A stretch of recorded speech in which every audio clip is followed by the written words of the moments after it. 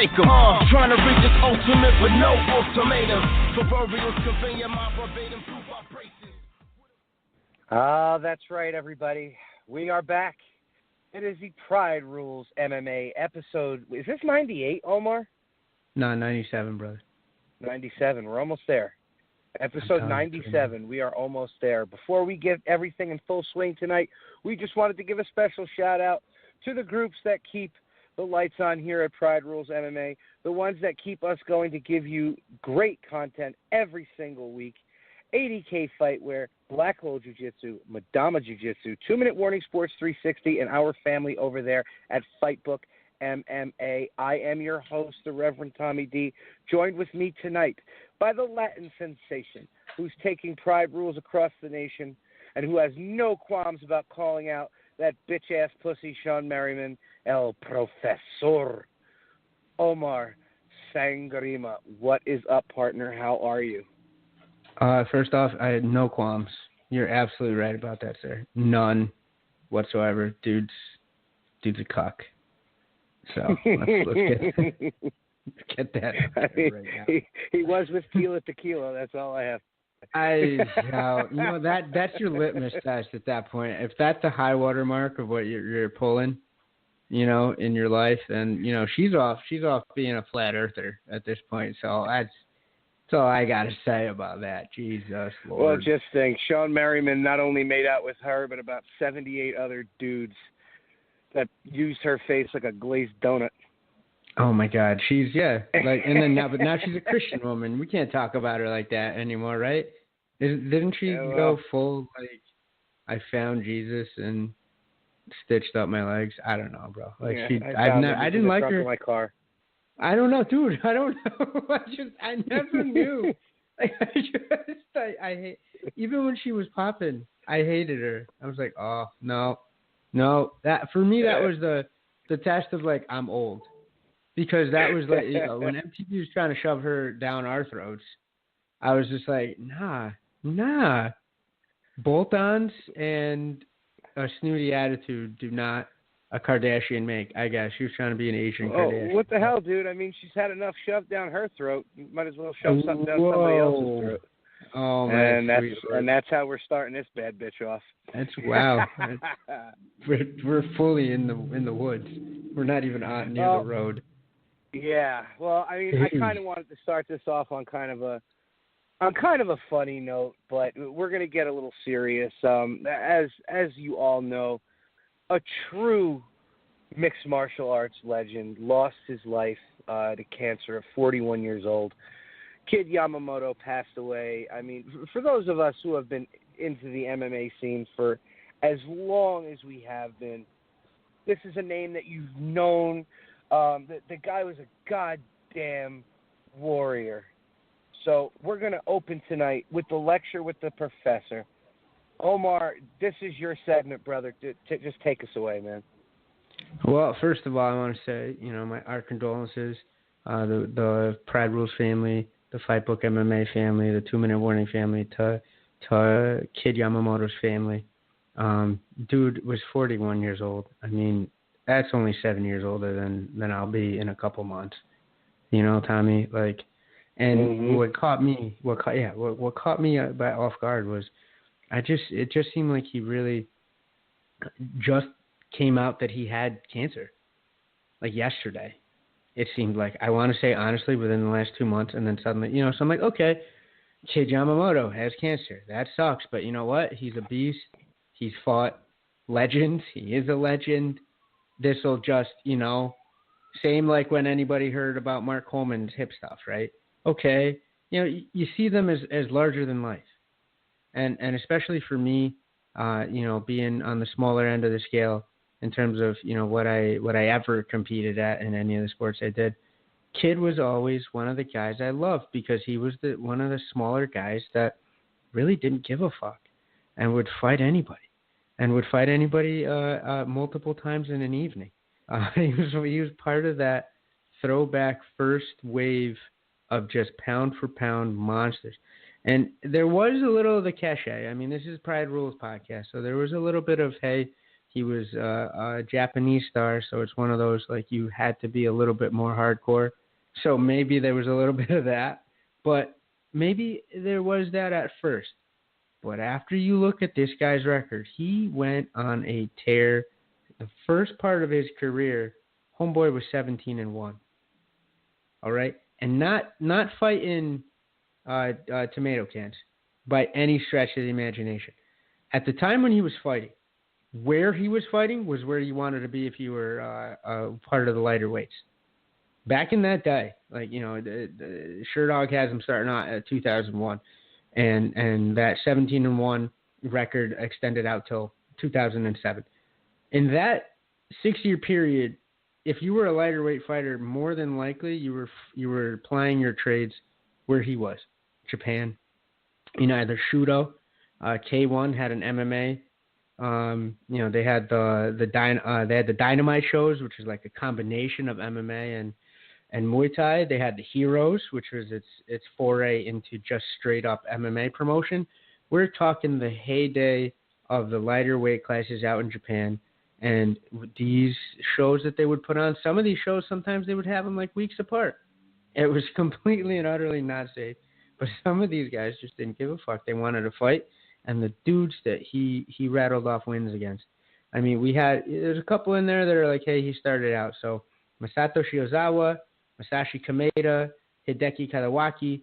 The fourth fight that this guy had was against none other than Josh Thompson. That Josh Thompson, guys. All right?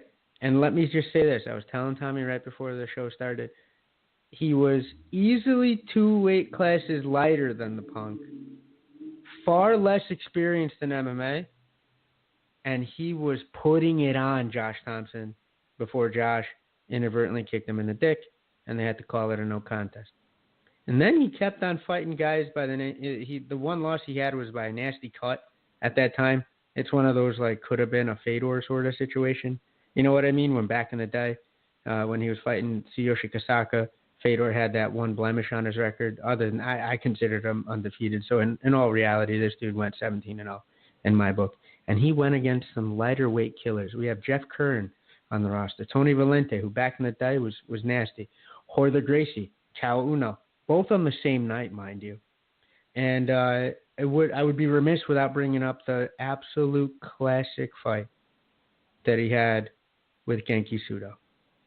And it's a classic, even though it only lasted 4 minutes and 39 seconds, because that's the type of power that kid had in his hands. He was one of those guys, I'm going to say this flat out. He was the first dude that I had heard of that was a natural right-hander and wanted to have equal power in both hands.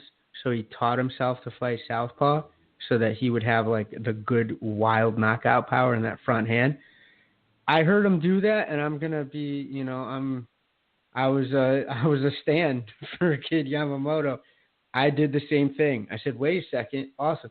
And all I box is, you know, anytime I stand up, it's always with my left hand and my left foot back. I picked that up off of Kid Yamamoto. I love this dude's career. I loved him back in the day. You know, Genki Sudo, like I said, he knocked him out for 439 of the first round. And let's not forget, he also had a pretty goddamn great wrestling career. You know, I had forgotten, I had to do my research for today. I had forgotten that he actually spent time in the States, and he had 3 Arizona High School State Wrestling Championships between 93 and 95. I forgot about that. He came over as like a foreign exchange student, and it makes perfect sense. You know, his family were big into wrestling, which is somewhat of a rarity coming out of Japan. They're more the judo and the other traditional martial arts and jiu-jitsu, of course. So if you see a guy who's got some awesome, you know, freestyle or Greco skills, which he had them both, and combined with the fucking explosive power, you know, one of my favorite stories about Kid was K1. That normally it was more of a stand-up organization. Not in terms of business practices, right, Tommy? We both know, but in terms of... I don't know what you're talking about. Exactly. In terms of it was more of a kickboxing organization. But then it dabbled. It saw Pride getting its money, whether legally or illegally. I have no knowledge of either way.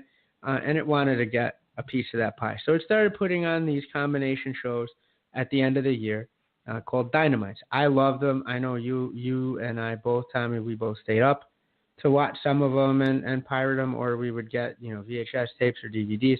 These shows were tremendous. And it was one of those things where it was hard for an American fan to fathom how big it was. Now, today, it's like commonplace. But back then, these shows were on regular TV in Japan. So it was almost like a Dick Clark's, like, rockin' New Year's Eve, but with fights. They would have something like maybe 20 to 30 fights on a fucking card. People would stay there for 7 hours. And they would lovingly do this because they put on boxing matches, they put on kickboxing matches, they had jiu-jitsu demonstrations, they had MMA fights, everything that possibly had to do with fighting. But one of my favorite stories with Kid is K1 goes, you know what, we have this hot commodity in Kid Yamamoto. Everybody wants to come see him. You know what we're going to do? He's not really been a pro in kickboxing. He has some dynamite hands. See what I did there? With in terms of the MMA scene. But we're going to have him fight a legend of Japanese kickboxing in Masato. and so to give fans today a little bit of context, think of, say, who could we put up there? Okay, look at what happened with like a TJ Dillashaw at that weight, right? When he went to fight, the Matrix. What is that dude's name? The guy he trained with, that's the boxer that has like maybe four professional fights, or at the time, and who's untouchable when he boxes. Tommy, who am I thinking of? I need your help on this one. CM Punk? No, no. No, Come on. I'm stuck. I'm at a loss right now. Okay. I've got such a big brain fart. It's gonna bother me to no end. But yeah, put him in against his. He saw what TJ had for this guy in training, and this pro boxer just not for nothing beat the shit out of him. As in boxing, mind you. But then it would be doing something like that, like taking a top boxer and a top MMA fighter and having them fight a top boxing match. Not this McGregor-Mayweather bullshit, like an actual competitive, like, let's go. And Kid lost, as he had every right to, against somebody that much more experienced in that facet of the fight game. But he became even more of a legend in Japan because he knocked Masato down cleanly. And Japanese fans are notorious for being very, very quiet. And not notorious, but well-known, because it's not a bad thing. Let me tell you, they weren't quiet when that happened. It was just something that shouldn't have happened. Kid had that in him. He was one of those. He was a freak athlete, and we were lucky enough to have him take up fighting as his career. Instead of he could have easily been something like a fucking Ichiro. Like, if he had taken up baseball, he would have been nasty. He's one of those guys. And, he stopped MMA to try to qualify for the Olympic team in wrestling, like you said, Tommy, in his mid to late 30s. It'd be like me being like, I'm going to try to go for the Olympic squad now. And not for nothing, he got injured and that stopped him. And in the qualifying matches, he was facing off against the guy that would go off to be the bronze medalist for that Olympic cycle. Kid could do it all, and he could do it all against great competition, heavier, stronger people. He didn't care.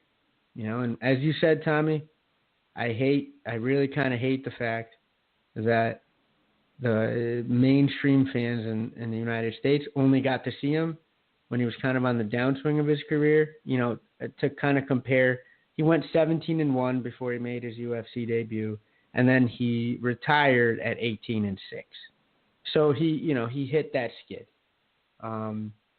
later on in his career, as everybody can, man. Dude was getting up there. Father Time is undefeated.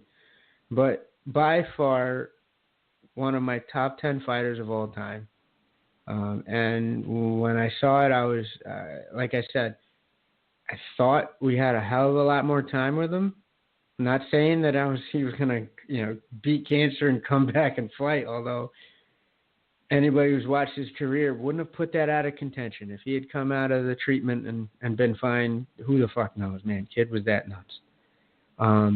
He had a mean streak in him, which for me made him even more exciting to watch fight. He started a riot during one of his fights that I remember because there was some bad blood, and he got pulled off of the guy, and he wouldn't stop hitting him, and then suddenly both corners are jumping in, and it looks like a Japanese pro wrestling match, like a Japanese Royal Rumble in the small ring that K1 liked to use, or Shudo, I believe, liked to use. I was caught off guard, very, very sad. He was only 41 years old, and he was such a gifted athlete, so great for the sport. If you don't know who I'm talking about, I'm telling you, you will not be disappointed. Go down that YouTube rabbit hole and just look up his highlights. He wasn't a boring fighter by any stretch of the imagination. He used his wrestling to set up destruction. If you try to take him down, it was a tough order. If he wanted to keep you up, if he wanted to take you down, he was probably doing it to do some ground and pound or to make you, bite on the takedown attempts, and then he could soccer kick you in the fucking head. He was just that sort of fighter's fighter. And it's with a heavy heart that I say, rest in power to Norifumi Kid Yamamoto. You can't say it any better than that. You really can't. It's just it's tough, man. It really is. It's crazy, dude. 41, it's man. Tough. 41. Like, what the fuck? I can't fathom it, man. We're both not that far off from that marker, man. Like, it's crazy, dude. No, it's just, like I said, it just makes me wonder if the cancer moved a fit, like, because what we had said about the explosion of the what was the name of it? Fukushima, the nuclear power plant. It's got to make you wonder. You know what I mean? Because it was just announced, and then he passes away a short time after. I don't know, man. We lost a legend for sure, and I'm sure you guys can go on Fight Pass and see a lot of his old fights, or just like you said, go down that YouTube rabbit hole. There's plenty of things for you to watch. Kid Yamamoto's old fights. I know I'll be the next few days just to relive the fights of my youth.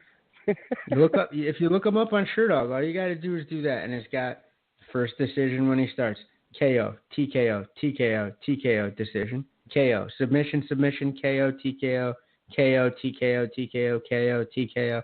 For fuck's sake, man, you can't ask for this guy. You always fought with that urgency and that meanness.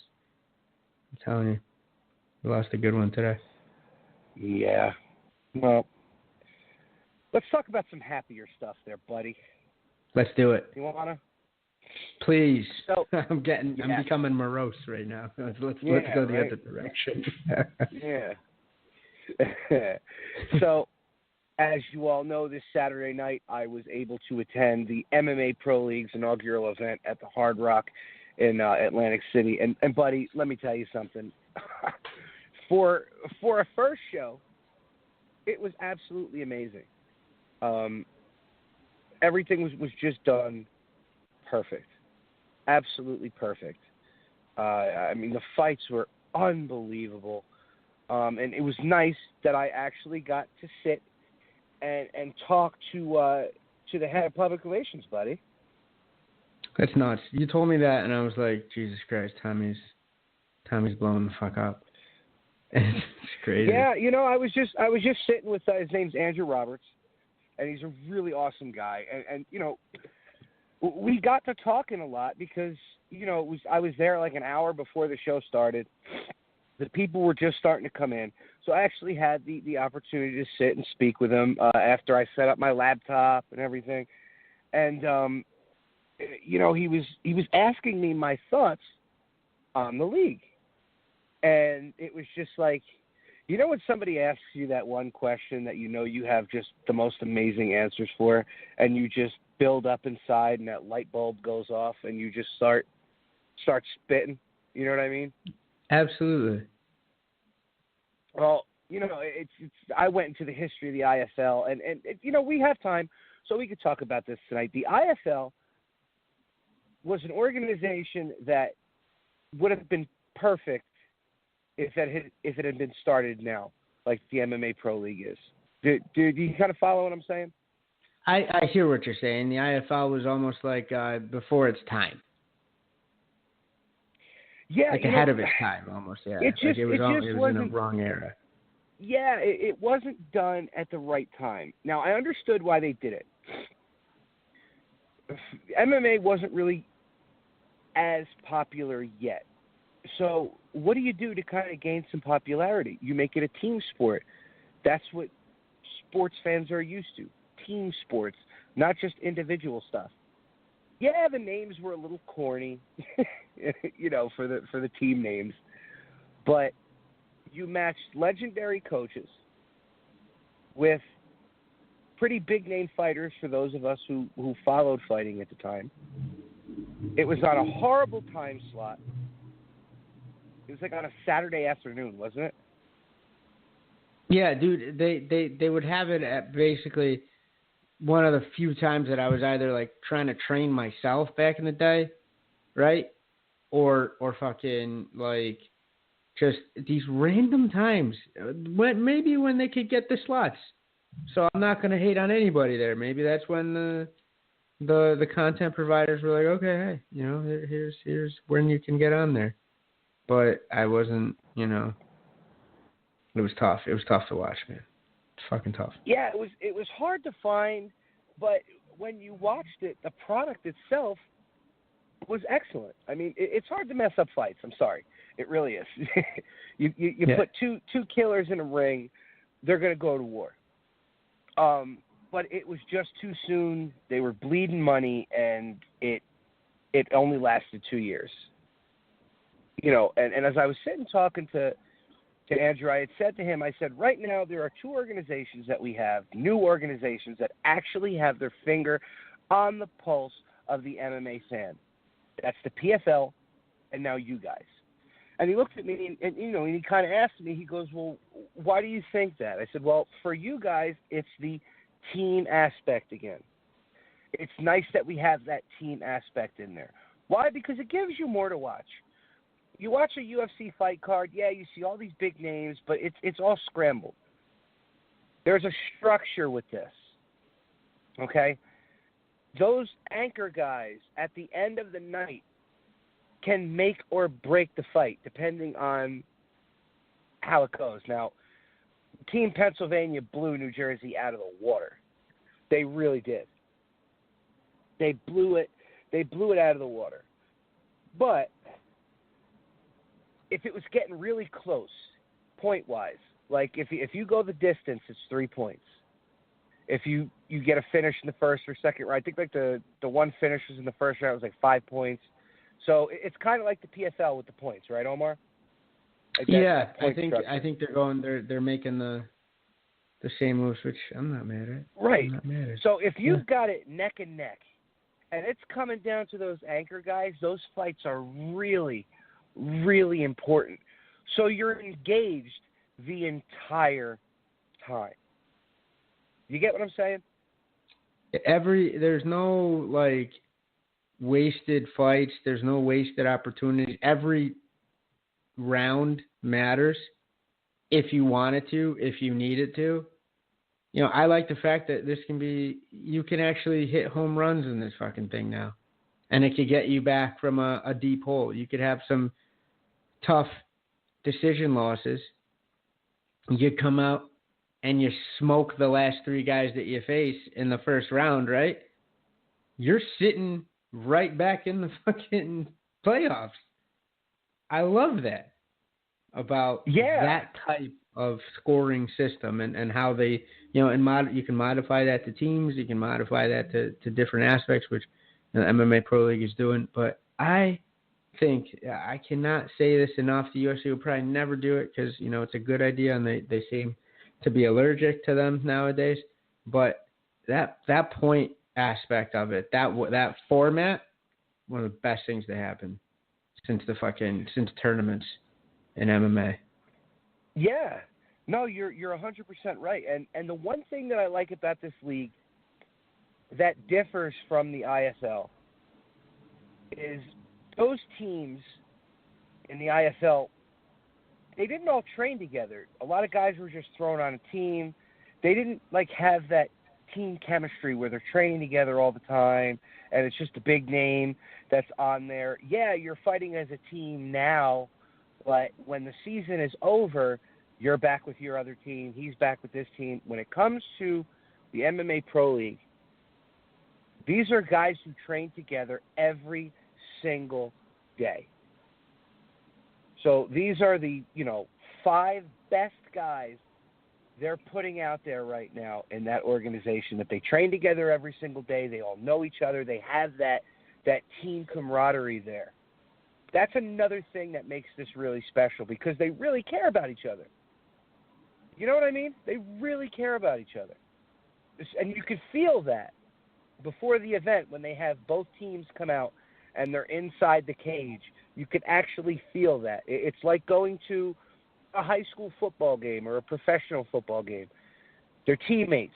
They're real teammates going against another team. It's an indescribable feeling just to watch it because of how amazing it is.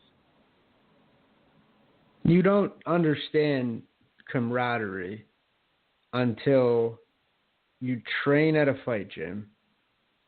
And I don't do MMA. And just BJJ, right? I can't tell you, sometimes you almost care about their well-being and how good they do at tournaments more than your own, right? There's been a lot of times I've been like, yo, bro, somebody's been yelling at me, hey, you're up. And I'm just engrossed in somebody else's match. I'm just trying to figure out, like a round robin, if it's a round robin situation, how things are going there. Did he get hurt? Did she do okay? That's his first tournament. Let's make sure that that team that you have, and the MMA Pro League has found a way to translate. You can't script that. You can't throw it together like in the Ultimate Fighter. It's just not the same. You have to train together. You have to be in close proximity, doing a hard task, and that's what forges teams and forges those bonds. It really does make for some compelling viewing when you see it, right, Tommy? You can feel it. Oh yeah, for sure. And Roberto just messaged me that the American Fight League is doing the same thing, but with amateur fighters. So the team aspect, it's great. It works. 100% it does. Works. Do you remember with Pride where it was, USA versus Brazil? Okay, they weren't on the same team. They weren't, all teammates, but it was a team aspect. That's what people draw to, team stuff. That's what they draw to. And I think that's something that MMA really needs to lean to.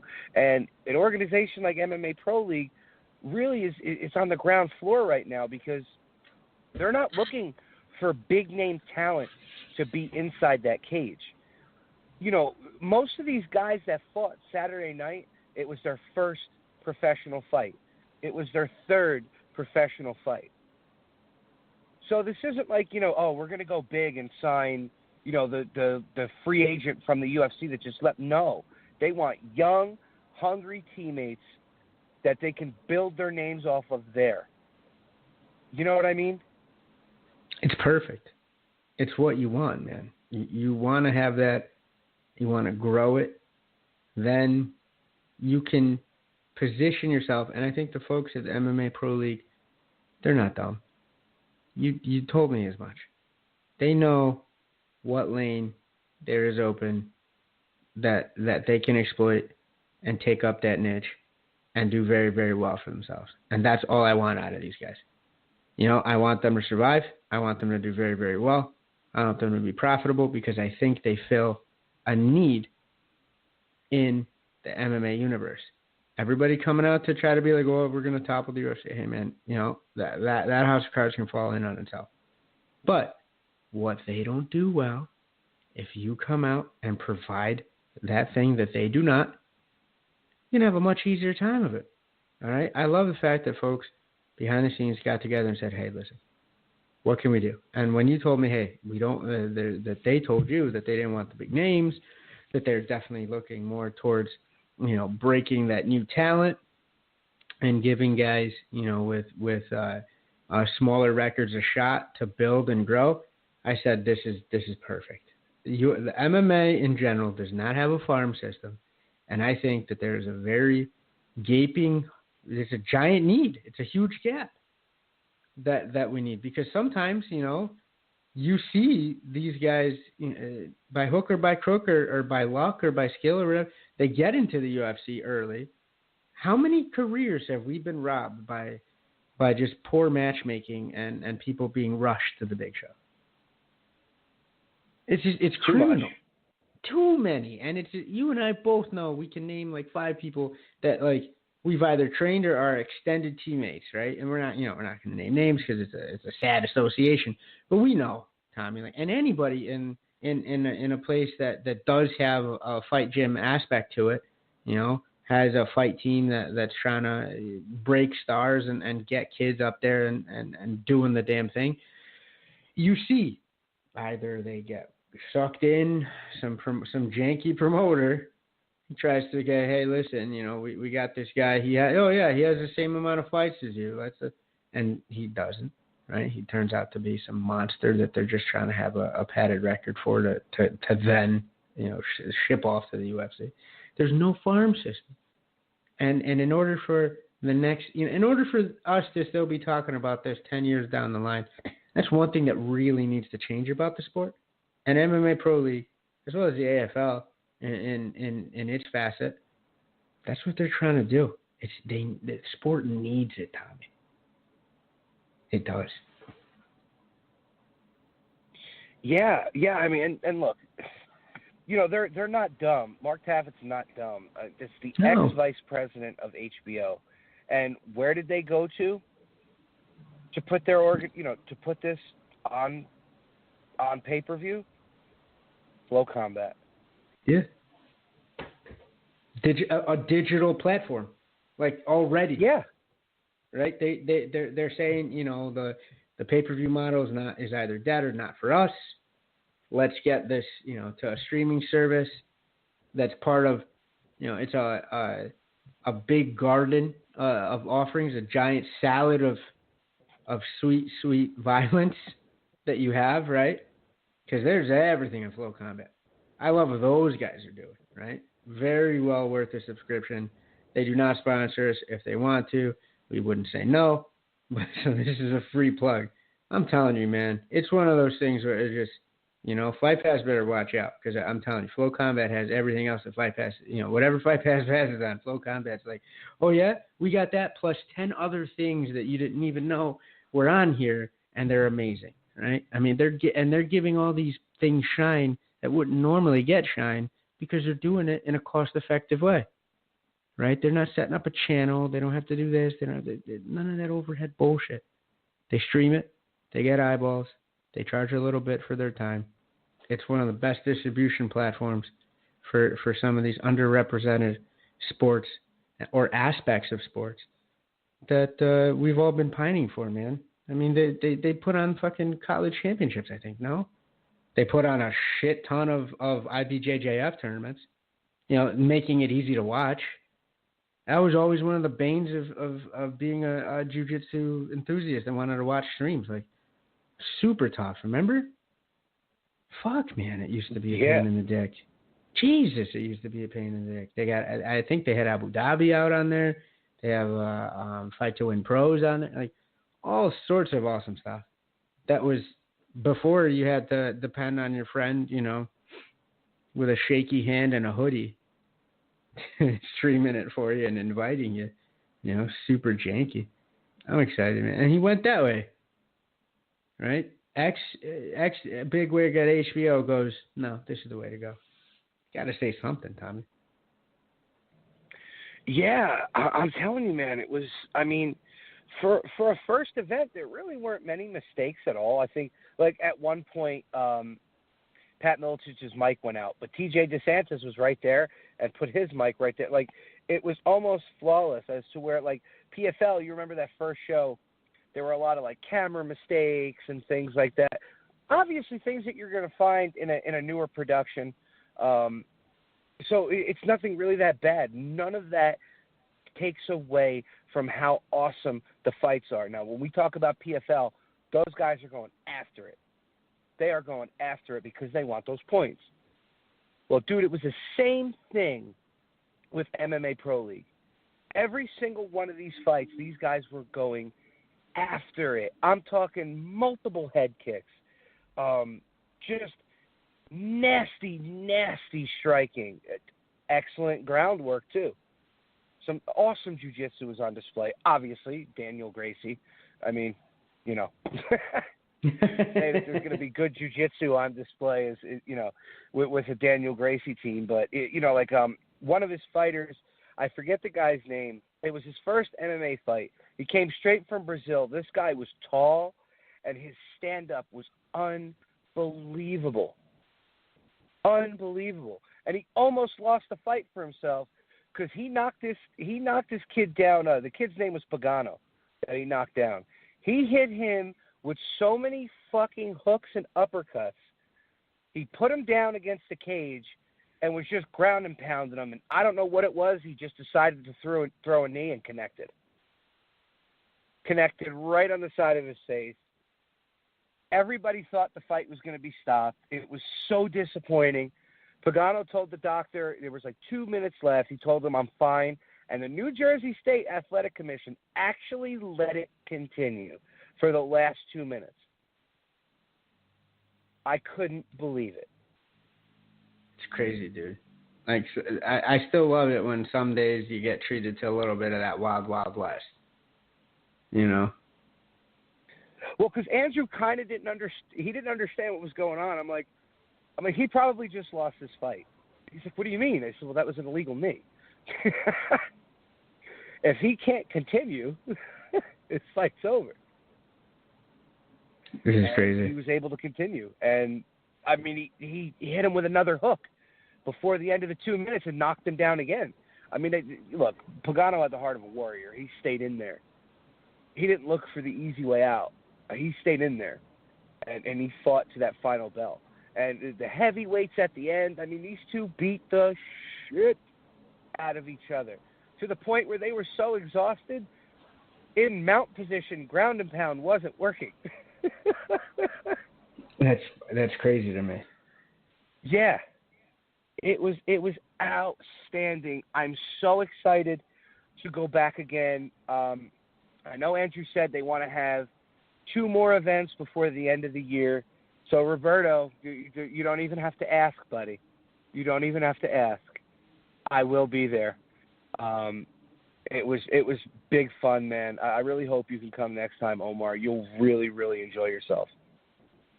I think that's a possibility.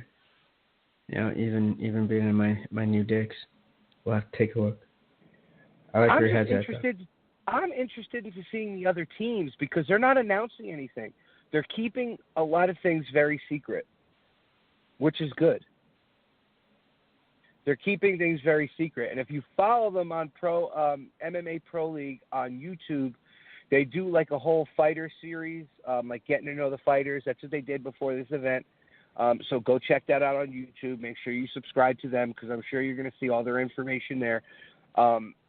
Yeah, just keep an eye out for it. Definitely keep an eye out for it because they're going to be a pretty damn good driving force once this thing really gets going. I really, really believe that, Omar.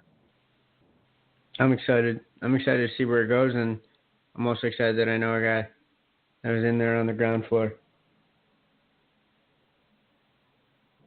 And let's face it, it was pretty awesome to see, like 15 feet in front of me, T.J. DeSantis, Renzo Gracie, and Pat Miletich doing commentary. I couldn't hear a damn thing, but you know it had to be amazing. Oh Christ, those fucking wild men, and legends in the game in their own respect. Two of us were both like, yeah, that DJ DeSantis, he's legit. Of course he is. He's fucking amazing. He's been in the game forever. Smart guy. Yeah, man. Funny guy. Yeah, I'm excited. I'm excited for their future. So, buddy, I know we got some more topics we want to talk about tonight, and I know there's one that you want to talk about. So, what do you got there, Omar, since we're not going to have Kareem tonight? Well, I want to figure out, well, there's a couple more we can either go Jones or we can go into the Triple G versus Canelo. Fuck it, let's go Jones because this is an MMA show first and foremost. Apparently yeah, I don't want to piss Roberto off this early because he's a Canelo fan. So let's jump on the Jones train. Yeah, let's. Which apparently has left, Shadyville Station and is barreling down the tracks to a UFC 230. It's right around the corner. Dust up with Alexander Gustafsson. If there's ever a time for Alex to fuck him up, it's gonna be catching him off of how long has it been? About 2 years now.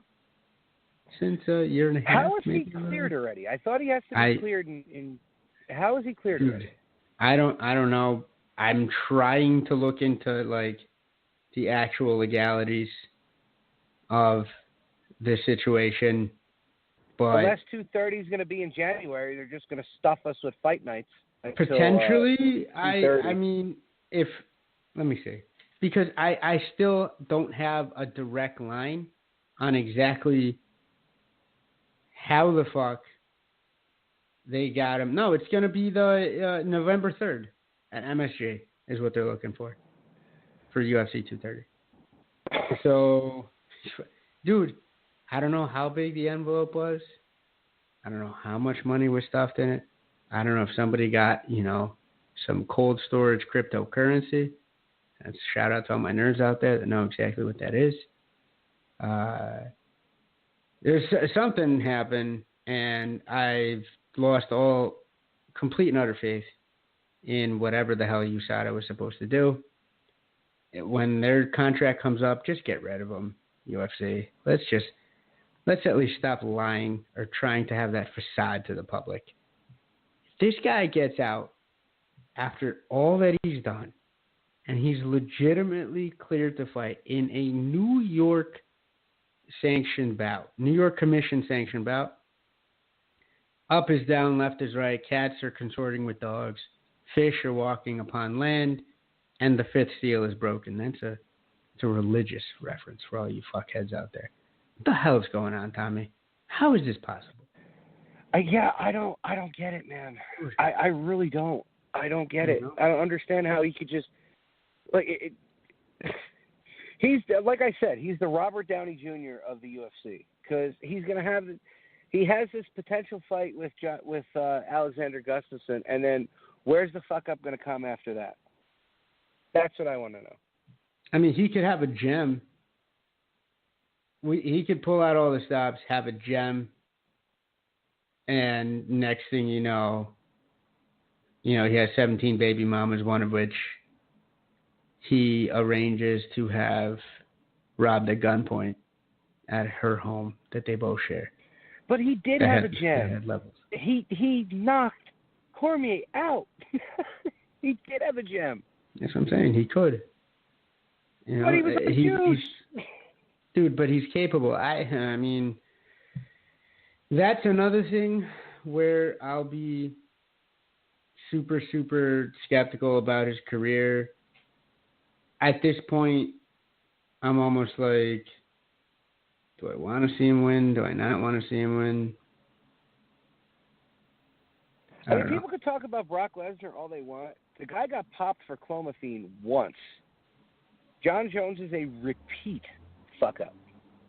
In and out of the cage. Dude, what can you do? He's one of those guys that could have been the greatest of all time. Now with all the ridiculousness that you have surrounding his career, I'm never going to really think that he had it in him. And I'm just sad. He's a waste of talent, dude. Supreme waste of talent. So Yeah, I mean, he did waste the better part of his career on suspension. yeah. Like during that time when he could have had like if he doesn't get suspended, right, and he continues his reign of terror the way he was going, right now he could retire. He could have retired and been the best of all time. Because what? He would have slapped the shit out of Cormier a bunch of times. He would have probably already moved up to heavyweight and done some heavy lifting up there.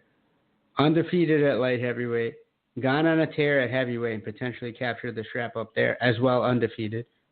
No asterisk on any of his fights, aside from that Matt Hamill fuck up, which is neither here nor there. It's one of those things where, like the cuts that I mentioned with Fedor and Kid Yamamoto, I'll never consider them actual losses. So, utterly undefeated. Dude would be a fucking legend. And instead, we're talking about him like he's a fucking Black John Daly, for God's sakes. Like, just really, potentially really good, but just let himself get ahead of himself and fucked himself. I mean, it's just, I don't know. And for the New York card, I mean, I get it. Soon. I get it. Oh, of course I get it. The dude's from, he's from Endicott, New York. That's where he started his training career and whatnot. He's got a great big following, and deservedly so, especially from out by his home stomping grounds. But dude, it's like, for me right now, the best way I could describe it is like when Barry Bonds was crushing those home runs. Remember that? And it's not even that bad because Barry, he did juice, but it's not like, he beat up pregnant women and shit, like hit bitches with cars and stuff, and then ran back to the scene and ran away. But when Barry was hitting the home runs and he was, he's getting close to breaking Aaron's record, I was like, I don't give a fuck. I still don't. When he gets trotted out, what did they do? They retire his number recently? Like, there was some big thing that the Giants did for him this year. And I was just like, man, that's where I'm at with John Jones and his wins or his losses at this point. Will I watch? I'm not going to sit here and lie to anybody and be like, I won't watch.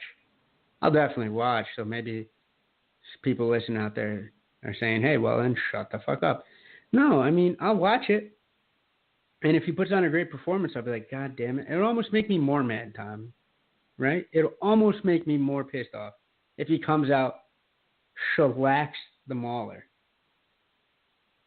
Goes nowhere near the same distance with Gustafsson. Shows that he had the fighter's heart and is just like, fuck you, Alex. Comes out motivated, right? I'll almost be more mad because I'll be like, we could have been having this for what now? He's been suspended like 2 out of the last 3 years, 4 out of the last 7. Is it? It's something absurd where it's just like more than 50% of the time he's been on the shelf for some bullshit reason or other. I don't know what to do with the guy, man. But apparently Dana's hurting, and he thinks a couple mil in somebody's pocket is worth, the 200 mil that he might get out of promoting a great MSG card. But do you even have the card? Can you bank on this guy to even show up? That's the thing, Tommy. And the funny thing is, to me, all right, so let's say he sets this up, right? He sets it up.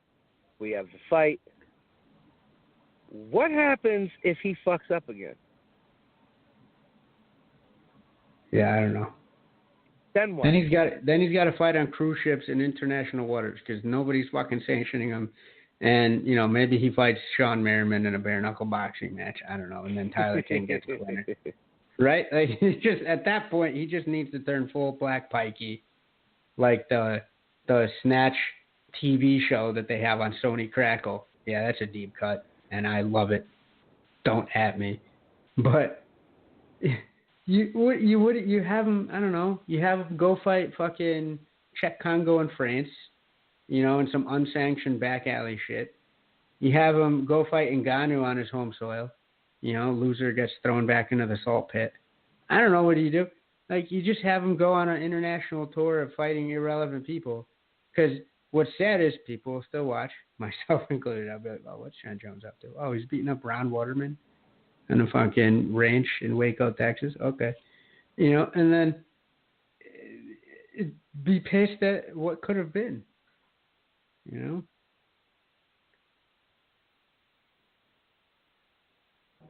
Yeah, it's just, I think it would just be an extreme black eye to the UFC, even worse than it has been, if he fucks up again.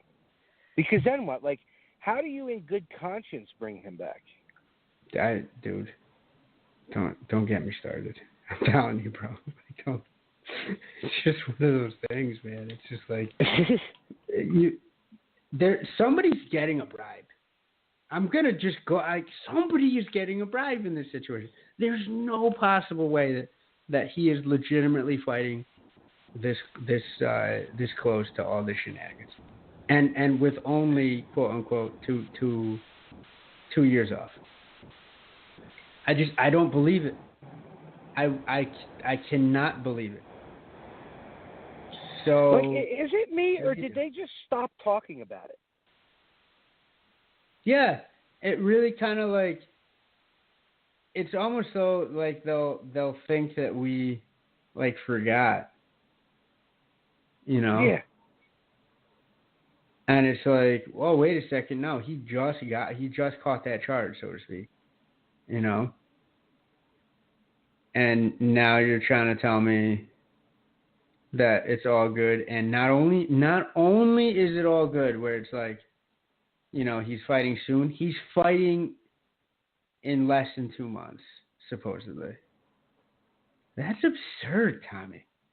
And at this point, it's like, why have USADA? If you're just going to skirt around it for the times when, you need to have a big Q4 to boost your sales and to boost the bottom line for the end of the year. That's what they're doing, man. That's all they're doing. They got Homeboy back in the test pool, right? Don't they have Brock back in the test pool? They somehow managed to get Conor McGregor back into a cage against somebody that has a very legitimate shot at beating his ass. Those two things I didn't think would happen.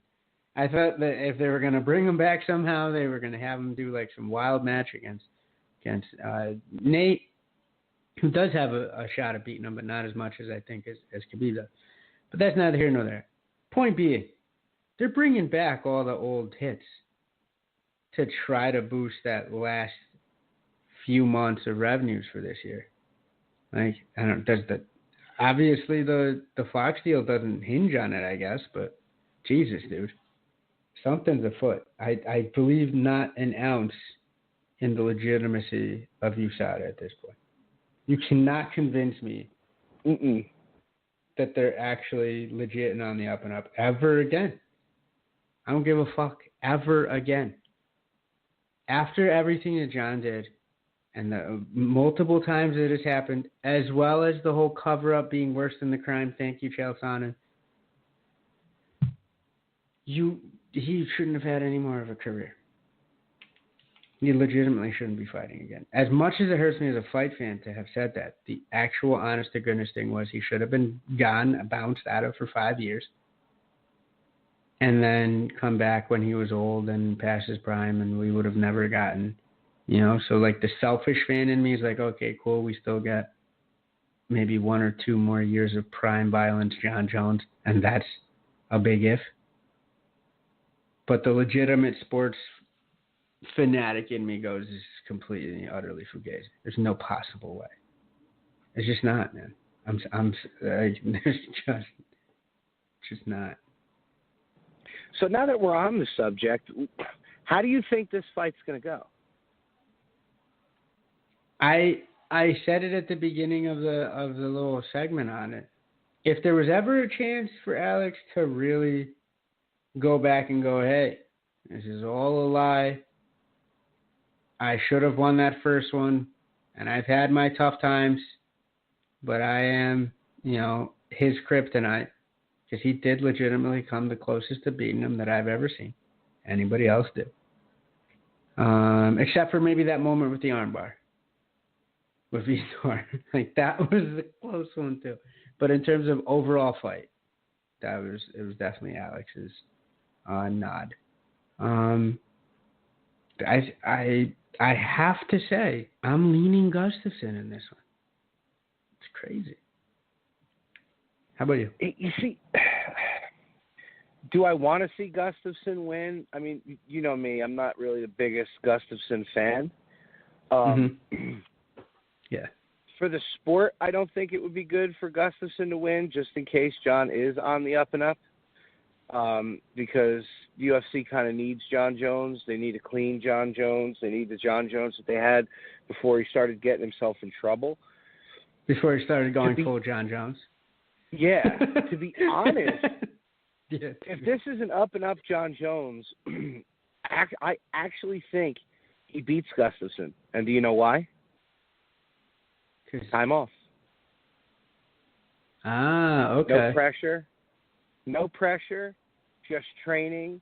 His body's not getting beat to shit. He's not getting injured.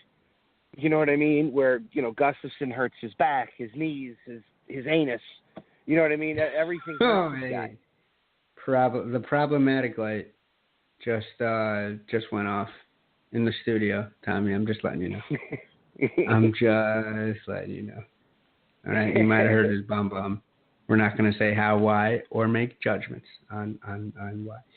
But, Swedish, they do things differently.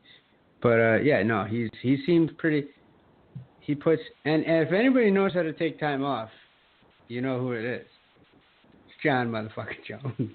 He knows that. I mean, Gustafsson too, but... Gustafsson's out in fucking Sweden knitting sweaters and taking long walks with his family. He lives in his own head. He lives in his own head. I think he lives with his sisters, 16 too. times. Doesn't it seem like that? Remember the one... You know exactly what I'm talking about, Tommy. Look at you trying to gloss over it, though. Like, you remember, like, the fight package they did with him, and he was just walking in the woods.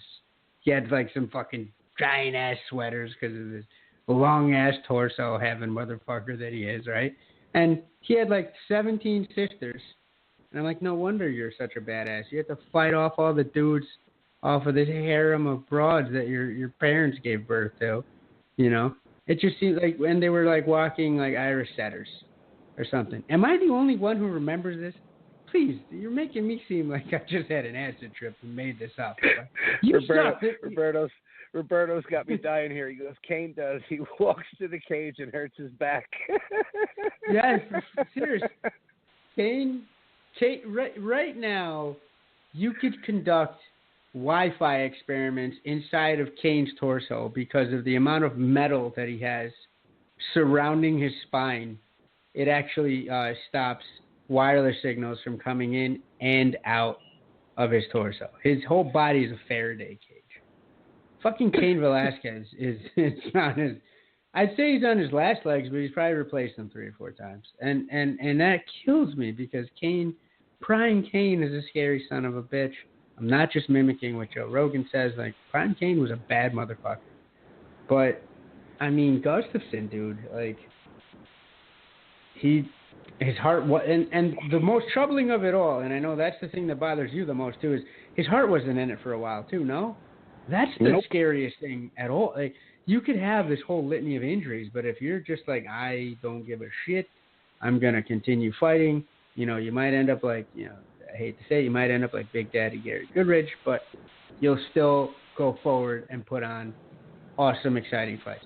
If you're 1 foot in, 1 foot out in the fight game, it's the kiss of death. You could never do it.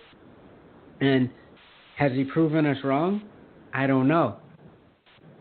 I really don't know. You pointed that out to me before with like, okay, who has he beaten since he had his little, tete-a-tete with himself? a couple.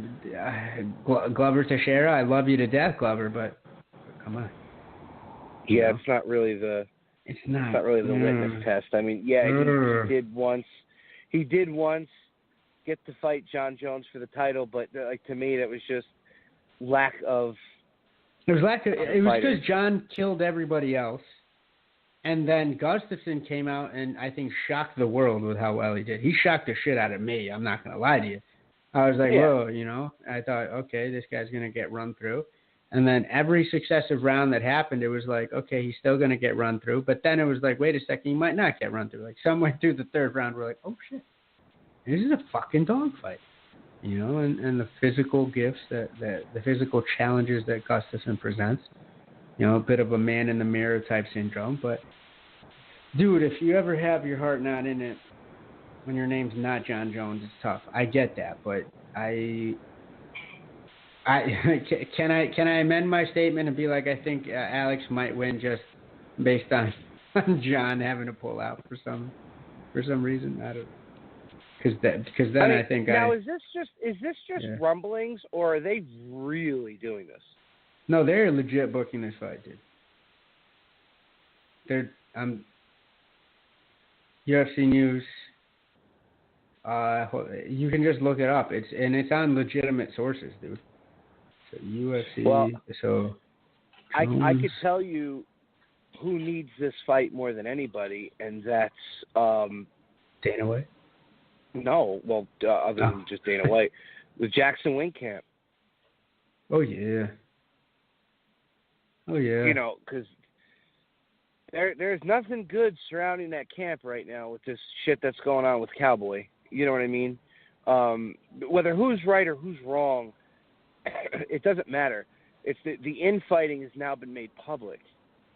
You know, a lot of the fighters have been on a down skid. You know, you talk about your John Dodsons and stuff like that. So now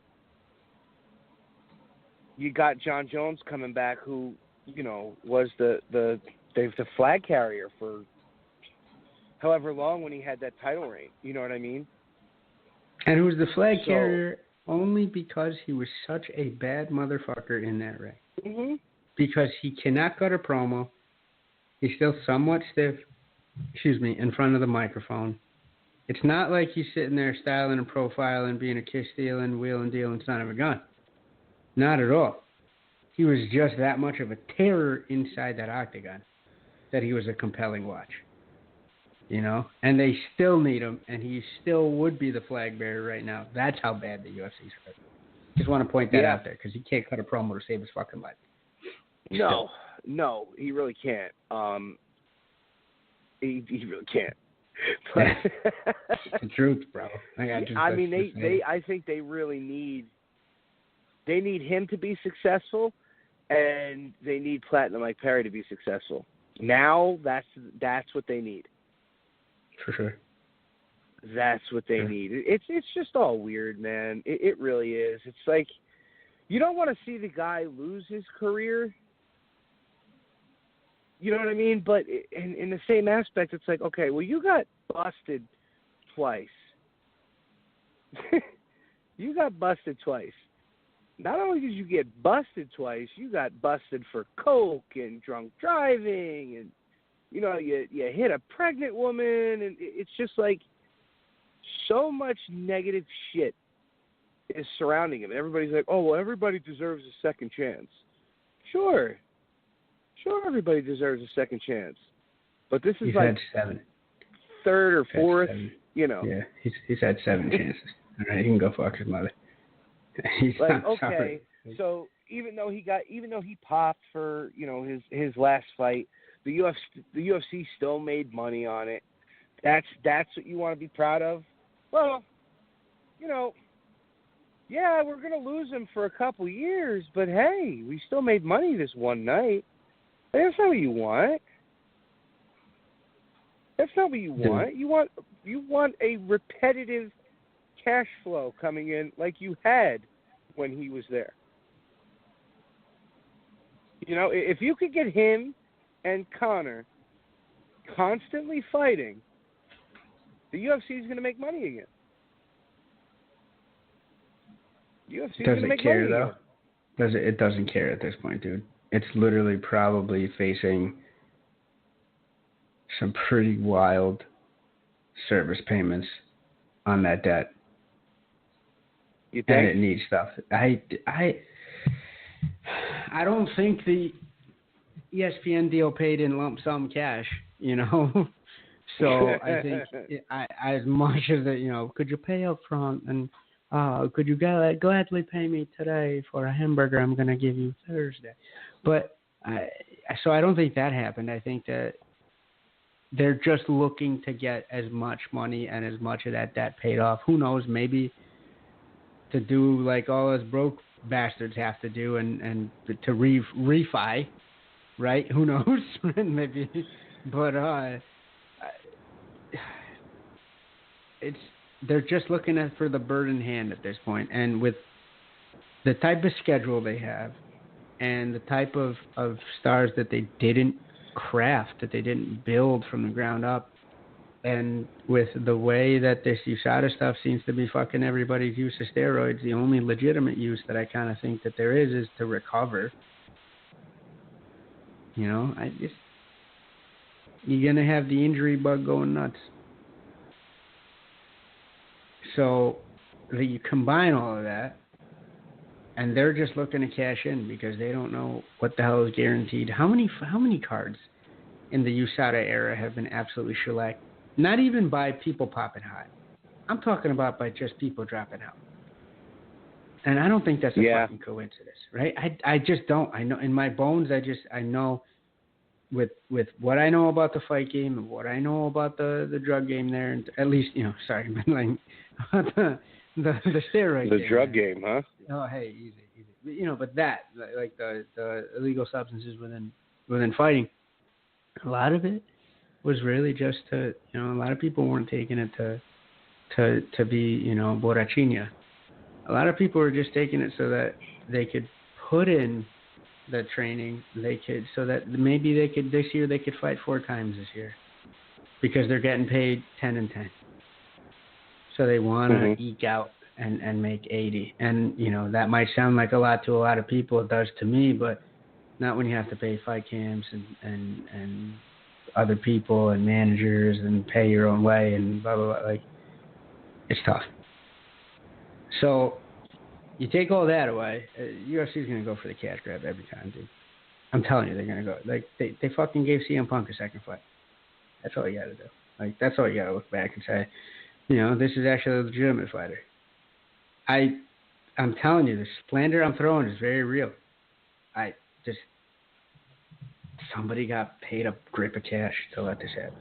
And it's still... I mean, you're not wrong. You're not wrong. No, there's no way this happened legitimately in any way, shape, or form. No. No, dude. No. Not even close. No, dude. This is crazy. Even close. Yeah. Not dude. Even close. I mean, look, I guess it's, you know, as they're looking what's good for business, but is it? It's not good for long-term business. I get exactly what you're saying, and I think it juxtaposes, it dovetails really nicely with what we talked about with the MMA Pro League, where, like, they have the long view. They're very interested in the long view. You know, if they get a couple ducats on top of the long view, more power to them. I'm not trying to be trite. Like, I hope they get paid off of this, but, like, I really think they have their heads in the right space in terms of what they want to build the sport. That's great. But you have the big 900-pound gorilla in the room not giving a shit and doing moves that could potentially hurt the sport. You know? Like you said, what if he comes in... Worst case scenario is that John Jones fights, wins, and pops. Again. For longevity of the sport, right? That's the absolute... Like, it wouldn't be great if Alex wins, but it would still be preferable to a Jones win that then comes with another asterisk. And a more hard questions. Like, how did this guy, you know, even come back? How did he then sneak this stuff? Did he not get tested as rigorously as he should have because you just, you know, you wanted to give him the Brock Lesnar treatment, you know? That's another thing that not a lot of people talk enough about. I know you hate Mark Hunt and what he has to say about shit, but he had a legitimate gripe there, notwithstanding. But, you know, that would be a terrible scenario, because then you just go back and go, oh, this thing's fucking, this thing's a joke. Who cares? It's a joke. It'll forever be a joke, Tom. Like, there's no way to say it otherwise if that happens. Then, you know, MMA Pro Leagues across the world, you know, these small organizations that are trying to give up-and-coming fighters that raft to the big show. You know, it's tough. You know, but, like, it's just one of those things that I really feel that you can't quite foresee what exactly is going to happen, but you have a bad feeling about any of the outcomes. Because let's go in depth, Tommy, if you'll permit me. I want to go on a bit of a rant here. I know I'm bookending it. I went, you know, the time with the professor, the lecture early, but this is something that's really got me thinking. You have John Jones come in, he wins, and he doesn't pop now, but then he pops down the road. That's still a bad situation. We're going to be on ESPN soon. You're going to have even more mainstream focus. Mainstream focus comes with mainstream media asking questions. You don't think mainstream media is going to have some hard questions about how in the hell our boy got signed to fight again? It's incredible. So you have that situation coming forward. Alex comes in, and he wins. Okay, that's great. He wins, and Jones still pops. So then that's a legendary sort of situation if he can pull that off. Oh man, you were on steroids and I still beat you. Like that's maybe one good thing that you could get out of this situation. But Alex doesn't move the needle. Alex's only claim to fame at this stage in the game is narrowly losing to somebody. Yes, it was potentially at that time the greatest fighter ever. He was considered the greatest fighter ever, but that's your claim to fame.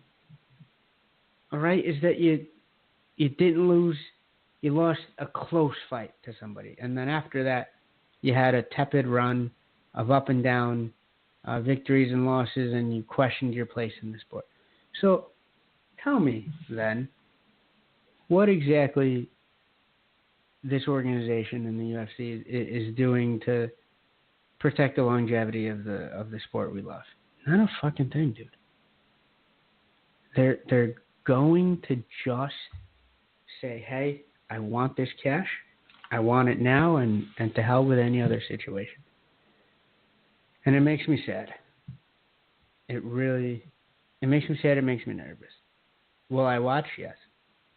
Will I be nervous about any of the fallout? Yes. Will I even believe it should it happen and then 2 months later it doesn't surface? It only surfaces 3 months later that he was dirty. I'll still be nervous, man. It's John Jones. Anything related to John Jones. And this is even saying that it's something where it can happen. I don't think we've touched enough on the fact that he could pop and then the card could get ruined. Then who the hell are you going to get with the stones to jump in and save an MSG card that's towards the end of the year? I mean, Ali Quinta might be convinced to be pulled off the real estate trail to save yet another card in his home state. But aside from that, dude, it's setting you up. There was a time when Dana said we'd never have him anchor a pay-per-view. Remember that whole craziness when he just said this dude's responsible for the actual first cancellation of a UFC event. And this is the guy that you're going to, like you said, have be the flag bearer. This is the guy you're going to ride and die with? Dana reminds me of like that 22-year-old that just gets wasted and throws up all night and says he's never going to drink again, and then the next night he's out there getting bombed off his ass. Oh yeah, like the next day by like 1 o'clock, 2 o'clock, he's like, I'll balance it out with some tequila. You know, and then suddenly he's doing wild business with people of ill repute, you know, and then he's like, damn, I changed it 2 days in a row, I'll be good. And suddenly he's like, well, at football, you know, and he just keeps going back to the same dive bar, getting the same type of herpes from the same weird skeevy people, and saying, I'm gonna change my life. You know, Rise Against made a song about this, all right? Like, he's just, you know, he's not gonna stop dancing until he's damn well ready for the song to be over. But, you know, I mean, he's cashed out. The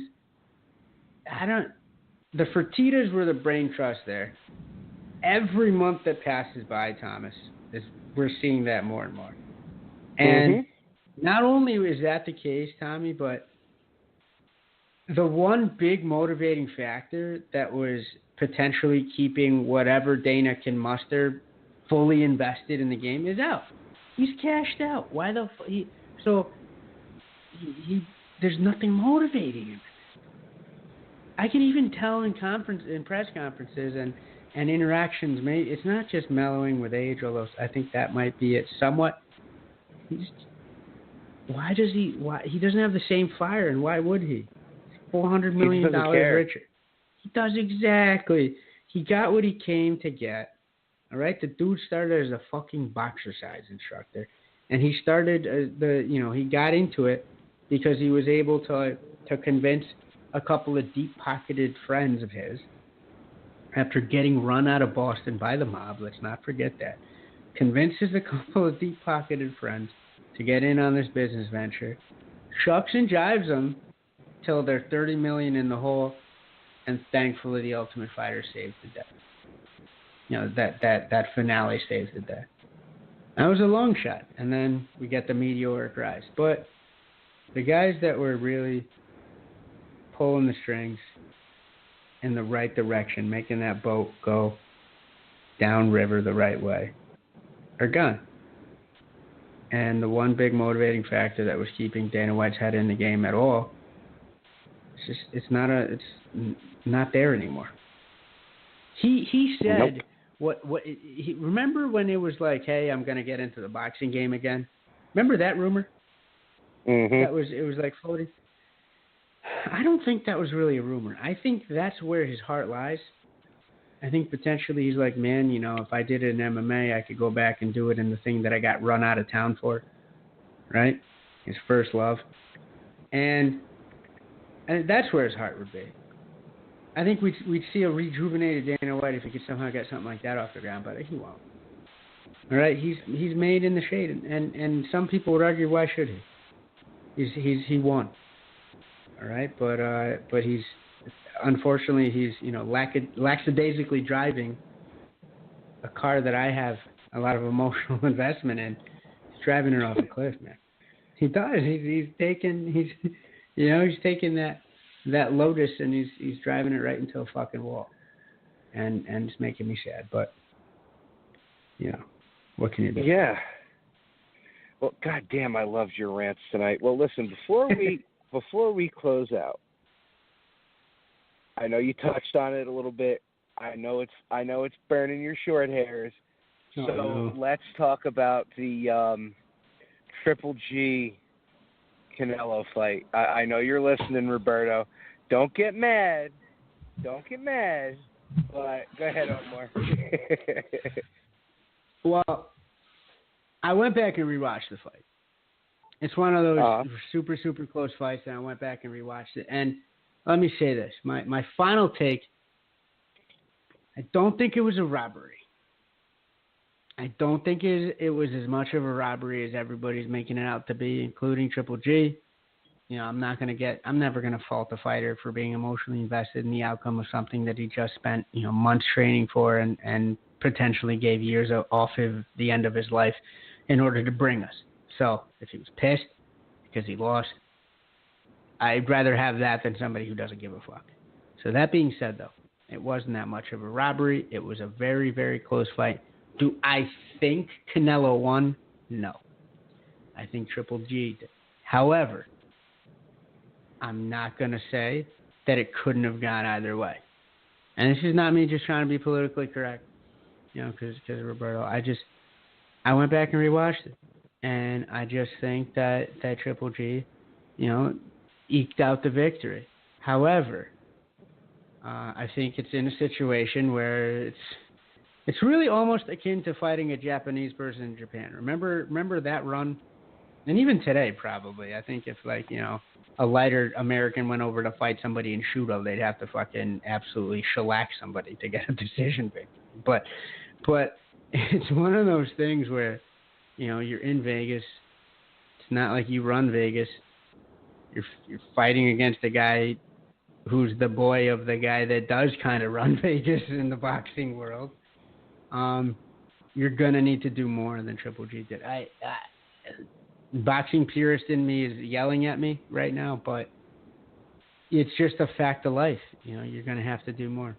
And I think the biggest robbery of them all at this point would honestly be if there's not an immediate trilogy. However, if I'm not mistaken, I believe that somebody else is the mandatory defense that Canelo now has to do. I don't remember who exactly it was, but it was a pretty good fighter in his own right. But I think maybe not Lemieux. I don't think it's Lemieux, but somebody's a mandatory. The boxing world has those mandatory championship matches, which if the champion does not defend against who the XYZ person that's considered the number one contender, then they get stripped, et cetera, et cetera. Part of a corrupt organization anyway, but that's neither here nor there. However, I don't think we see that. That would be a robbery. If this doesn't get run back for a third time immediately, that's going to make me sad. Out of everything. You know what makes me laugh about this? How does the guy do better off steroids than when he was on steroids? For me, I don't fucking understand that. So exactly. Because it was a much better performance. Maybe he's got to eat the Mexican tacos and then not, the Mexican beef tacos and then not have. And maybe we caught him on a better cycle this time. Maybe potentially. Dude, I don't know. I'm not trying to piss anybody off, but the dude did get caught with steroids and then he tried to blame it on fucking Mexican beef, which the entire country of Mexico says, go fuck yourself. The beef is fine. So don't, anybody caping up for Canelo still has to at least admit, hey, that was mad suspect. And you're right. He came out and performed far better than he did in the first matchup, which, was it the tacos? Was it just better game planning? I don't know, but I would hate to see this not be the next fight for both fighters. Is a thrilling matchup. You got to have the rubber match. You have to. But that's what boxing's all about, like the trilogy fights. You know what I mean? Like you look at Ward Gotti. Jesus Christ. You could put those three fights on HBO every weekend and everybody's still going to watch it. Why? Because they were amazing. Fuck, I would right now. I might fire it up on YouTube to go to bed too. Those fights were just. And it's the rivalries that drive boxing. And they drive boxing a little bit more, I feel, than MMA, because boxing, it's a lot easier to get them to happen. That's always been my contention. Is you can... Because the money's always there. Money's always there, number one. Number two, promoters can, build the records. And then eventually, once there's a log jam at the top, you have the folks that are lasted, and they have to fight each other. And then the public will have no other fights other than rematches and run that back again when it's such great boxing involved. I just think that it's more prone to happen because there's more creative ways to kind of craft the sport and bend the sport to promoters' wills than there is. I'm not saying fix the rigged anything, please.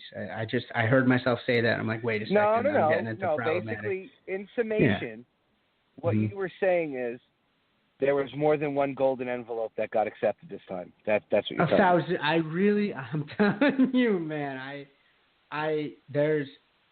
It's no joke that there's some wild business in boxing, much more so than, hopefully, I hope much more so than in MMA. And the Russian loses with all this Russian collusion going on. I'm telling you, man, it's fake news, I guess, right? At least he doesn't have a tattoo of Toadstool on his shoulder during the fight. I'm gonna leave that there. You kids can look that up if you're interested in the reference. I'm not gonna say what it is because it's disgusting. Yeah. Yeah, unfortunately, I did not get to watch that fight because I was watching MMA. Yeah, you're doing the Lord's work, man. You're being big dick sideline reporter. I'm proud of you, bro. Yeah, Sean Teed's mom was like, "Are you going to be doing a broadcast?" God, I wish. I probably should have. There might be ways. Probably should have. There might be ways, man. Honestly, I don't think anybody will be pissed. Maybe Flow Combat will come try to shoot you, but like. They got some tough Abu Dhabi people that'll fuck you right the fuck up. Yeah, probably. I mean, they probably noticed something weird with the guy with the headset on in front of his computer and in press row. Like, what are you doing, buddy? I'm playing UFC 3 on Twitch. Yeah. Oh, no. Oh, man. Well, listen, guys, this is a fun show, buddy. We got to get a guest on. We definitely got to get a guest on again. We have that 100th show coming up very soon. I know Roberto's working on something big for us. I don't want to say what it is yet. I don't want to say what it is yet. Yeah, no, I'm not going to ruin it. But it will leave you all in stitches. Let's just put it that way. Oh, shit. It will leave you all in stitches. Oh, boy. So, yeah, just a quick shout-out to our sponsors, 80K Fightwear, Black Hole Jiu-Jitsu, Madama Jiu-Jitsu, 2-Minute Warning Sports 360, and our family over there at Fightbook MMA. As always, I am your host, the Reverend Tommy D. Joined with me by my brother-in-arms, El Profesor, Omar Sangarima. Kareem, we know you're out there. Looking forward to talk to you next week. Guys, we will see you next week. We are Pride Rules Podcast. Good night.